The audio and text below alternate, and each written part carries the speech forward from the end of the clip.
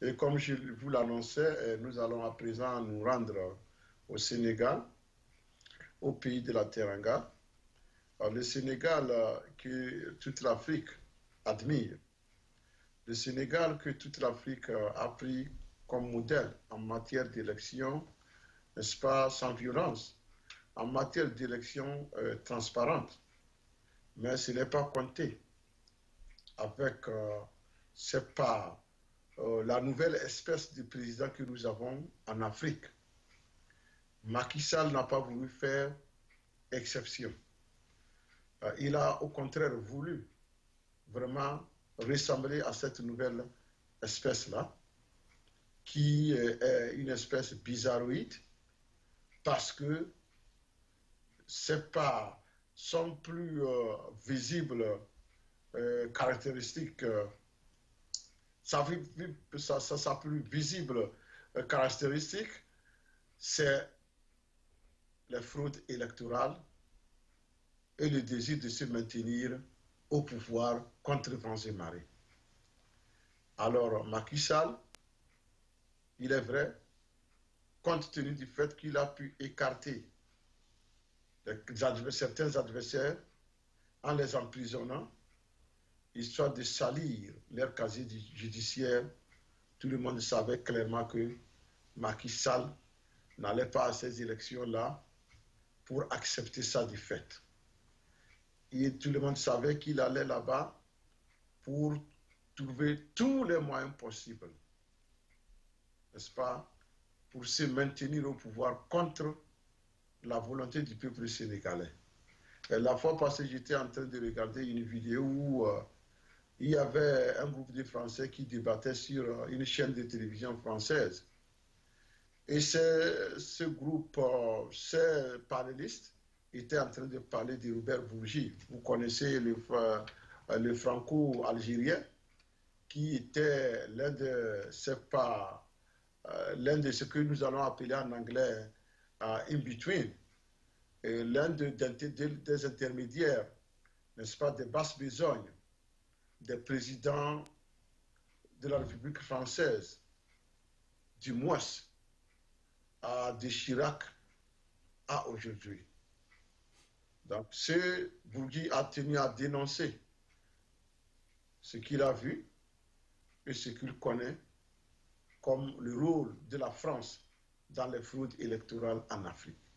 Et c'est comme ça que l'un des panélistes a dit que Robert Bourgi a rapporté que quand il y a élection en Afrique, c'est en France qu'on fabrique les urnes et les bulletins prévotés, bourrés en faveur du candidat sortant, et on les transporte dans des avions militaires français. Et on vient les déposer en catimini à la présidence ou à la commission électorale. Et donc, quel que soit ce que les gens vont faire, dès qu'on ouvre ces urnes-là, c'est le président sortant qui se taille les 58%. Et je suis obligé de croire en cette thèse quant aux élections qui viennent d'avoir lieu au Sénégal. Les 58%, n'est-ce pas, de suffrages que Macky Sall réclame, sont tellement douteux que je pense qu'ils doivent venir de ce système maudit. Et parce que ce n'est pas Macron qui va faire le contraire. C'est quelque chose qui est là et que tout le monde arrive et y suit. Quand un nouveau chef d'État français arrive, l'un des premiers seulement qu'il il prête, c'est de prêter, de ne jamais abandonner cela et de ne jamais laisser une élection libre et transparente qui verra l'arrivée de vrais citoyens à la tête de leur pays afin de les conduire à bon port.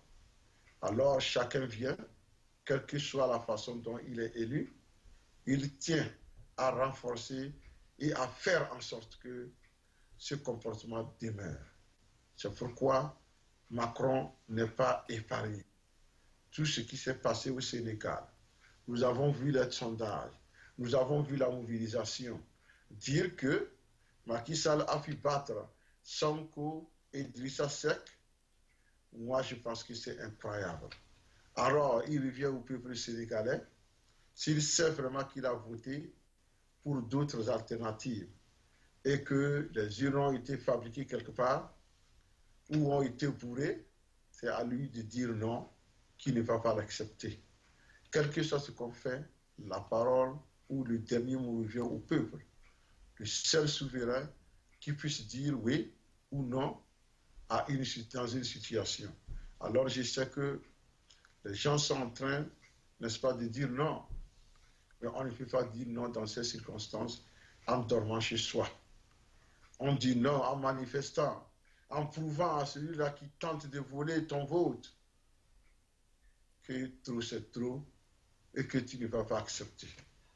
L'Afrique doit rompre avec des élections frauduleuses, des élections violentes, des tueries et autres. L'Afrique doit rompre avec ces comportements parce qu'ils ne sont pas les damnés de la terre, mais c'est par la volonté et la mauvaise foi de certains parmi nous que l'Afrique continue d'être la risée du monde entier. On n'a plus de dignité lorsqu'on se retrouve avec d'autres nationalités. Il y a des principes démocratiques qui sont devenus tellement élémentaires que les autres en parlent comme ça en passant. Mais pour les Togolais, c'est toujours un chemin de croix.